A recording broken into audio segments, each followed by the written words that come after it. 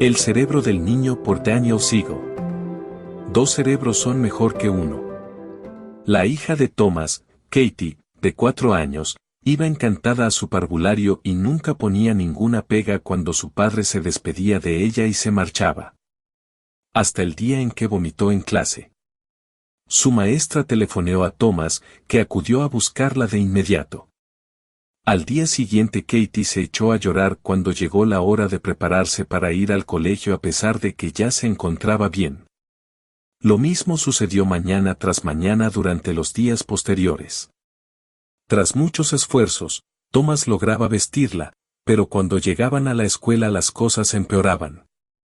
En palabras del propio Thomas, en cuanto bajaban del coche en el aparcamiento Katie, montaba un número, cada vez más aparatoso. Primero, al acercarse al edificio del colegio, entraba en un estado de desobediencia civil, por así llamarlo.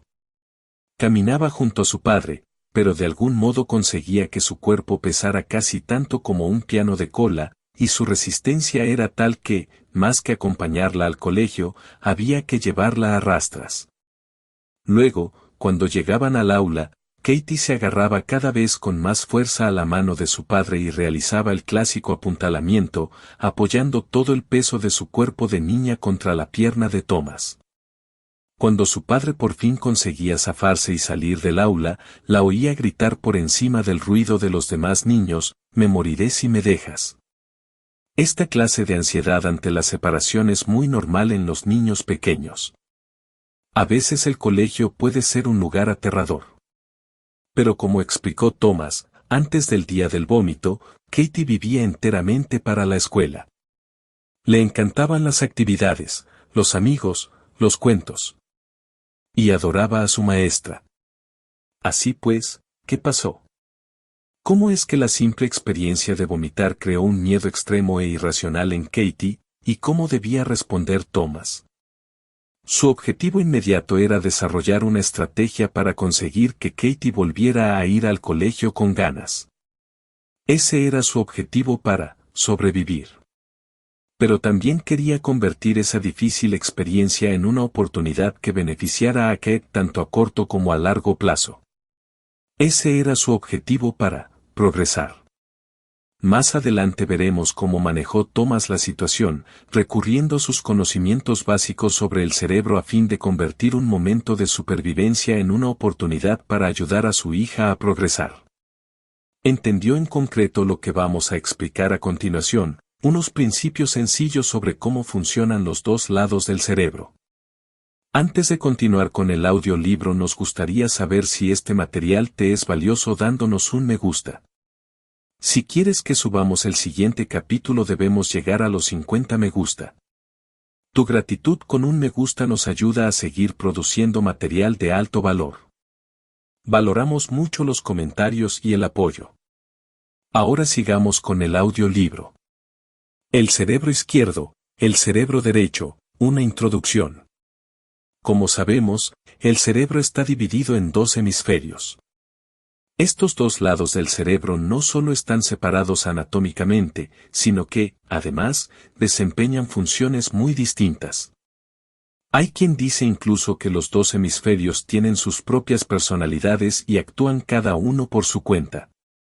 La comunidad científica llama modalidad del hemisferio derecho y modalidad del hemisferio izquierdo a la manera en que cada uno de los lados del cerebro nos influye. Pero, por una cuestión de simplicidad, nos atendremos al uso más corriente y hablaremos del cerebro derecho y el cerebro izquierdo. Tu cerebro izquierdo desea y disfruta con el orden. Es lógico, literal, lingüístico, le gustan las palabras, y lineal, coloca las cosas conforme a una secuencia o en orden. A tu cerebro izquierdo le encanta que estas 4 palabras empiecen por la letra L. También le encantan las listas. El cerebro derecho, en cambio, es holístico y no verbal, y envía y recibe señales que nos permiten comunicarnos, como las expresiones faciales, el contacto visual, el tono de voz, las posturas y los gestos.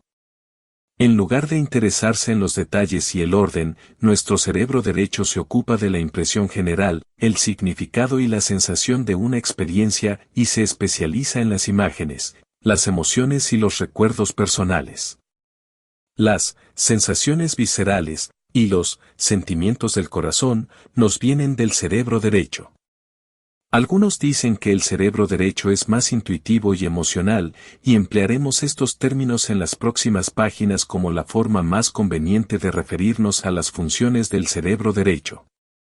Pero cabe señalar que en rigor es más preciso decir que este lado del cerebro está influido más directamente por el cuerpo y las zonas inferiores del cerebro, que le permiten recibir e interpretar la información emocional. Simplificando, la idea básica es que el cerebro izquierdo es lógico, lingüístico y literal, mientras que el cerebro derecho es emocional, no verbal, experiencial y autobiográfico, y le es del todo indiferente que estas palabras no empiecen por la misma letra.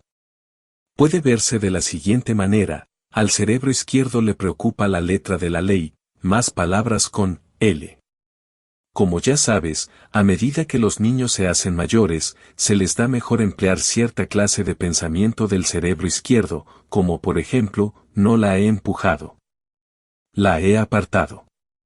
El cerebro derecho, en cambio, se preocupa por el espíritu de la ley, por las emociones y las experiencias en las relaciones personales. El izquierdo se centra en el texto, el derecho tiene que ver con el contexto. Fue el cerebro derecho no lógico, emocional, el que impulsó a Katie a gritar a su padre, «Me moriré si me dejas». Desde el punto de vista del desarrollo, en los niños muy pequeños predomina el hemisferio derecho, sobre todo durante los primeros 3 años. Estos todavía no dominan la capacidad de emplear la lógica y las palabras para expresar sus sentimientos, y viven totalmente en el presente, por eso de pronto son capaces de dejarlo todo. Agacharse y quedarse absortos observando a una mariquita recorrer la acera, sin importarles en absoluto llegar tarde a la clase de música. Para ellos la lógica, las responsabilidades y el tiempo todavía no existen. Pero cuando un niño pequeño empieza a preguntar, ¿por qué?, continuamente, sabemos que su cerebro izquierdo empieza a activarse. ¿Y cómo lo sabemos? Porque a nuestro cerebro izquierdo le gusta conocer las relaciones lineales de causa-efecto que existen en el mundo y expresar esa lógica con el lenguaje. Hacemos una breve pausa para pedirte un gran favor. ¿Podrías dejarnos un me gusta y un comentario? Nos es de gran valor y nos ayuda mucho. 2 mitades hacen un todo, combinar el izquierdo y el derecho. Para llevar una vida equilibrada, valiosa y creativa, llena de relaciones personales bien conectadas, es crucial que nuestros 2 hemisferios actúen conjuntamente. La arquitectura misma del cerebro está diseñada para ello. Por ejemplo, el cuerpo calloso es un haz de fibras que discurre por el centro del cerebro, conectando el hemisferio derecho y el izquierdo. La comunicación que tiene lugar entre los 2 lados de nuestro cerebro se lleva a cabo a través de estas fibras, permitiendo que los 2 hemisferios trabajen en equipo, que es exactamente lo que deseamos para nuestros hijos. Queremos que estén horizontalmente integrados, para que los 2 lados de su cerebro puedan actuar en armonía. De ese modo, nuestros hijos valorarán tanto su lógica como sus emociones, estarán equilibrados y podrán entenderse a sí mismos y al mundo en general. El cerebro posee 2 lados por una razón. Al tener cada uno funciones especializadas, podemos alcanzar objetivos más complejos y llevar a cabo tareas más elaboradas e intrincadas. Cuando los 2 lados del cerebro no están integrados, surgen problemas importantes y acabamos accediendo a nuestras experiencias más desde un lado que desde el otro. Emplear únicamente el cerebro derecho o el izquierdo sería como intentar nadar usando un solo brazo. Es posible que podamos hacerlo, pero no nos iría mucho mejor y no evitaríamos nadar en círculos si empleáramos los 2 brazos a la vez. Lo mismo sucede con el cerebro. Veamos qué ocurre con nuestras emociones, por ejemplo. Son fundamentales y hemos de vivir de una manera plena, pero no queremos que dominen nuestra vida por completo. Si nuestro cerebro derecho asumiera el control y prescindiéramos de la lógica del cerebro izquierdo, nos sentiríamos como si nos ahogáramos en imágenes, sensaciones corporales, y en lo que percibiríamos como un aluvión emocional. Pero tampoco queremos usar exclusivamente el cerebro izquierdo, separando la lógica y el lenguaje de los sentimientos y las experiencias personales. Eso sería como vivir en un desierto emocional. El objetivo es evitar vivir tanto en un aluvión emocional como en un desierto emocional. Queremos que nuestras imágenes no racionales, los recuerdos autobiográficos y las emociones vitales desempeñen sus importantes funciones, pero también deseamos integrarlos en esa parte de nosotros mismos que da orden y estructura a nuestra vida. Cuando el padre de Katie la dejaba en el colegio y ella montaba números, actuaba movida principalmente por el cerebro derecho. Por consiguiente, Thomas presenciaba un aluvión emocional y lógico, en el que el cerebro derecho emocional de Katie no funcionaba de una manera coordinada con su cerebro izquierdo lógico. Es importante señalar que no son solo los aluviones emocionales de nuestros hijos los que causan problemas. Un desierto emocional, donde se pasan por alto o se niegan los sentimientos y el cerebro derecho, no es más sano que un aluvión. Vemos esta reacción con mayor frecuencia en los niños mayores. Por ejemplo, Dan cuenta una anécdota de una niña de 12 años que fue a verlo y le habló de una situación que muchos de nosotros hemos experimentado. Amanda mencionó una pelea que tuvo con su mejor amiga. Yo sabía por su madre que esta discusión había sido muy dolorosa para Amanda, pero cuando me habló de ella, se limitó a encogerse de hombros y, mirando por la ventana, dijo: en realidad no me importa si no volvemos a hablarnos. De todos modos, me irrita. La expresión en su rostro parecía fría y resignada, pero en el pequeño temblor de su labio inferior y el leve parpadeo, casi como una palpitación, percibí las señales no verbales del hemisferio derecho que revelaban lo que podríamos llamar sus verdaderos sentimientos. El rechazo es doloroso, y en ese momento Amanda se enfrentó a esa sensación de vulnerabilidad mediante una retirada al lado izquierdo, precipitándose al desierto emocional del cerebro izquierdo, árido pero predecible y controlable.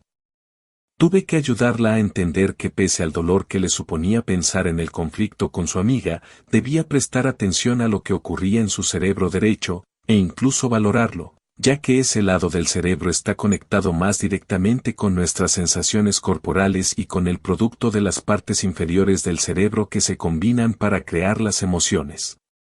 Cuando estamos disgustados, puede parecernos más seguro apartarnos de esa conciencia impredecible del lado derecho y retirarnos a la tierra lógica más predecible y controlada del izquierdo. La clave para ayudar a Amanda consistía en que yo sintonizara con esos sentimientos verdaderos con cuidado. No le señalé de buenas a primeras que ella escondía, incluso a sí misma, el daño que le había hecho esa persona tan importante en su vida. En lugar de eso, me permití sentir lo que ella sentía, y luego intenté comunicarme desde mi cerebro derecho con su cerebro derecho. Por medio de expresiones y posturas, le di a entender que yo estaba en verdadera sintonía con sus emociones. Esa sintonía la ayudó a sentirse sentida, le permitió saber que no estaba sola, que me interesaba lo que ella sentía en su interior, no solo lo que hacía exteriormente. A continuación, una vez establecida esa sensación de conexión entre ella y yo, las palabras brotaron de una manera más natural entre los dos y pudimos empezar a hurgar en el fondo de lo que sucedía dentro de ella. Al pedirle que contara la pelea con su mejor amiga y obligarla a interrumpirse en diferentes momentos del relato para observar sutiles cambios en sus sentimientos, conseguí que Amanda volviera a acercarse a sus verdaderas emociones y la ayudé a enfrentarse a ellas de una manera productiva. Fue así como intenté conectar con su cerebro derecho, donde predominan los sentimientos, las sensaciones corporales y las imágenes, y también con su cerebro izquierdo, donde predominan las palabras y la capacidad de contar la historia lineal de la experiencia. Cuando vemos cómo sucede esto en el cerebro, podemos entender el modo en que la unión entre los dos lados puede cambiar por completo el resultado de una interacción. No queremos que nuestros hijos sufran. Pero al mismo tiempo queremos que vayan más allá del mero hecho de superar los momentos difíciles, queremos que se enfrenten a sus problemas y que crezcan con ellos.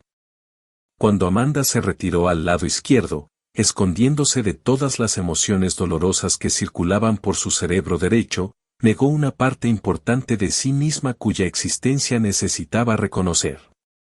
La negación de nuestras emociones no es el único peligro que corremos cuando nos apoyamos demasiado en el cerebro izquierdo.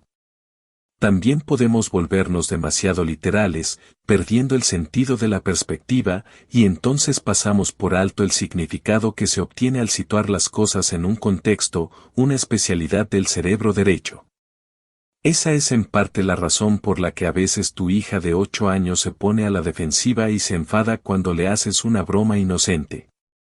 Recuerda que el cerebro derecho se ocupa de la interpretación de las señales no verbales. Así pues, sobre todo si tu hija está cansada o malhumorada, puede que solo se fije en tus palabras y pase por alto el tono jovial y el guiño que las ha acompañado. Hace poco Tina vivió un curioso ejemplo de lo que puede suceder cuando el cerebro izquierdo literal domina demasiado. Cuando su hijo menor cumplió 1 año, Tina encargó el pastel en una tienda del barrio. Pidió un pastel Magdalena, que consiste en varias magdalenas glaseadas que, juntas, parecen un gran pastel. Al encargarlo, dijo al pastelero que escribiera el nombre de su hijo, J.P., en el pastel Magdalena.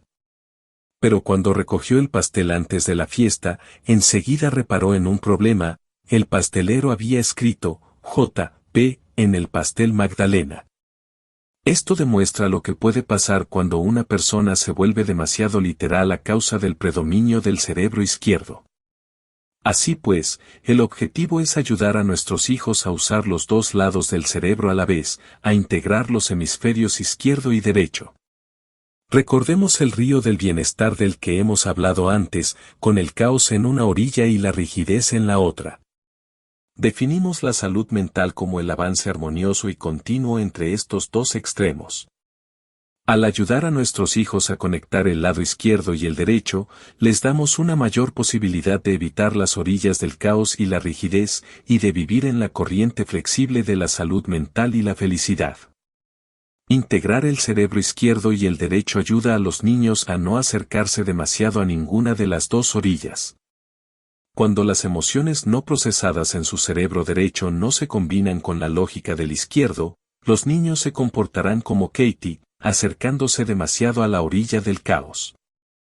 Eso significa que debemos ayudarlos para que hagan intervenir el cerebro izquierdo, y así verán las cosas en perspectiva y manejarán sus emociones de un modo positivo. Análogamente, si niegan sus emociones y se retiran al lado izquierdo, como hacía Amanda, se arriman a la orilla de la rigidez. En este caso, tenemos que ayudarlos para que hagan intervenir más el cerebro derecho, y así estarán abiertos a la entrada de información y experiencias nuevas. ¿Cómo podemos promover, pues, la integración horizontal en el cerebro de nuestro hijo? He aquí 2 estrategias que puedes emplear inmediatamente cuando surgen oportunidades de integración en la familia. Por medio de estas técnicas, avanzarás enseguida hacia la integración de los hemisferios izquierdo y derecho del cerebro de tu hijo.